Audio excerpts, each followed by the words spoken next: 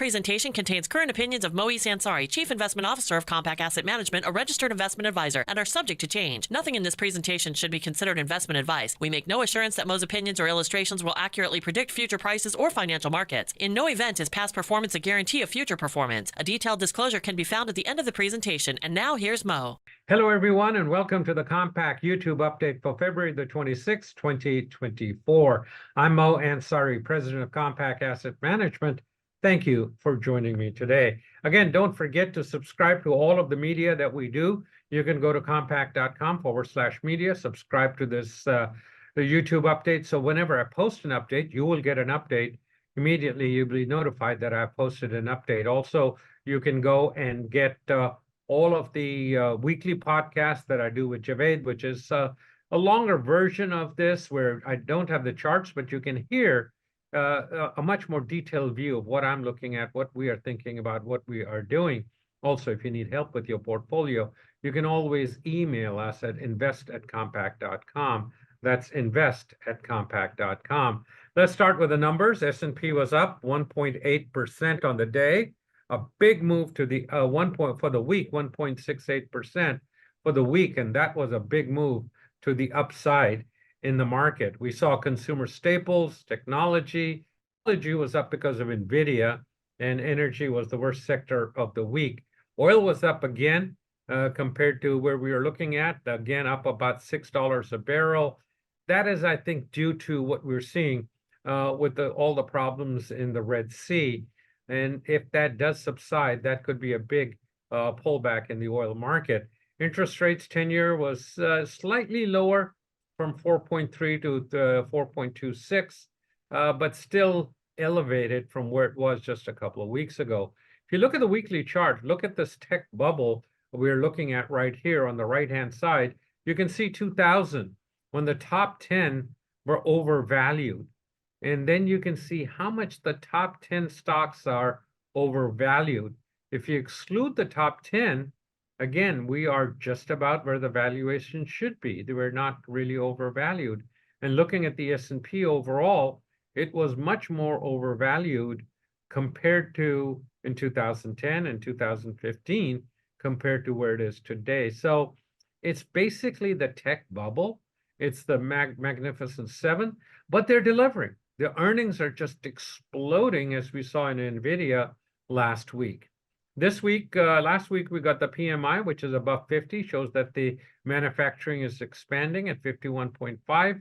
PMI, the market services fell. Initial jobless claims down again to the 2021 levels, down from 213 to about 202. So again, we are starting to see unemployment still holding up very, very well. The quarter GDP second estimate, we get the PCE, that's the Personal Consumption Expenditures Index. That's the inflation gauge that the Fed looks at. We look at consumer confidence, and we see pending home sales. So it'll give us a little bit of an idea.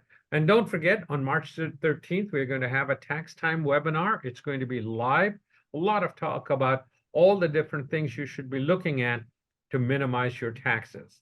Looking at the technicals, we gapped up right at the middle of last week, and that gap is still there. And support now is at the 20-day moving average, which is 49.83.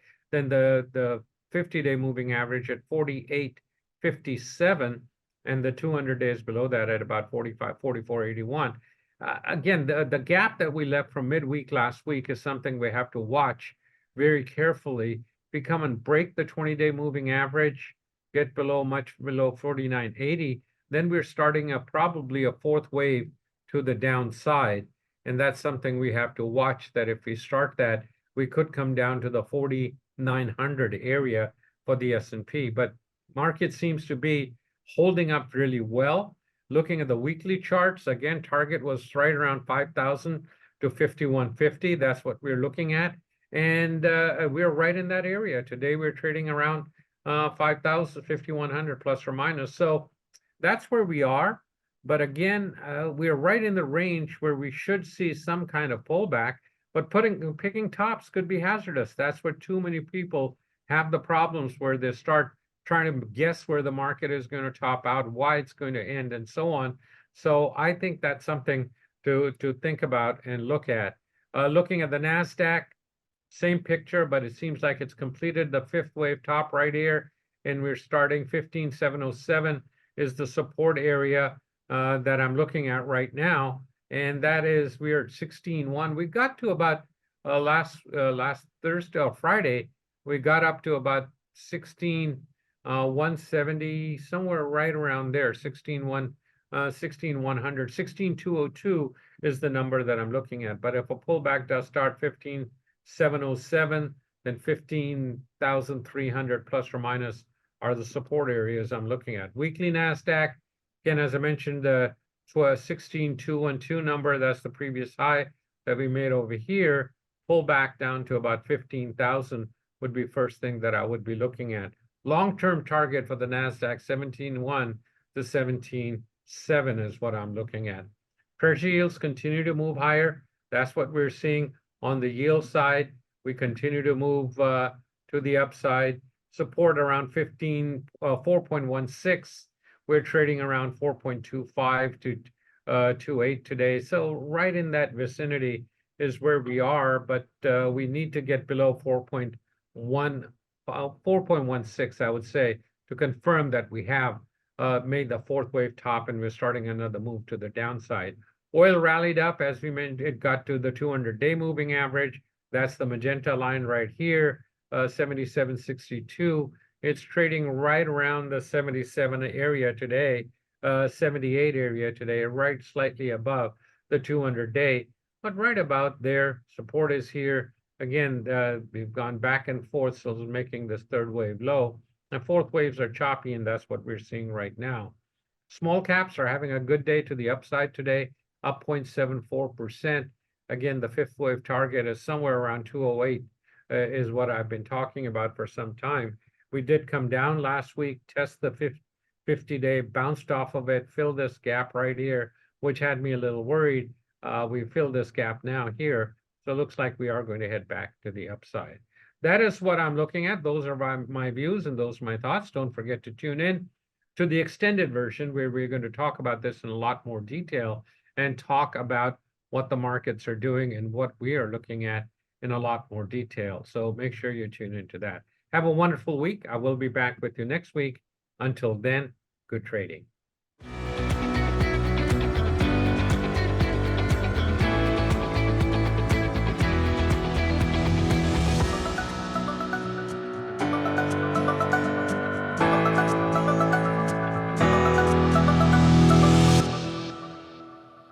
This presentation contains the current views and opinions of Moise Ansari, Chief Investment Officer of Compak Asset Management, a registered investment advisor. The views expressed are current only as of the date of this presentation and are subject to change. Nothing in this presentation should be considered investment advice, and nothing is personalized to any investor's individual circumstances. Compak Asset Management offers investment advice only after entering into an investment advisory agreement and gathering client-specific information about goals, objectives, financial status, and risk tolerance. This presentation uses terminology associated with technical analysis and provides charts to illustrate some of the concepts discussed. Technical analysis is a security analysis method with the goal of forecasting the direction of prices of securities or market indices through the study of past market data, primarily price and volume. We make no assurance that past performance or the use of technical analysis will accurately predict future prices. Further, a risk of technical analysis is that overfocus on historical patterns could lead to ignoring or downplaying security-specific concerns, overall market or sector concerns, or other factors because we assume inaccurately that historical patterns will repeat themselves. In no event is past performance a guarantee of future performance.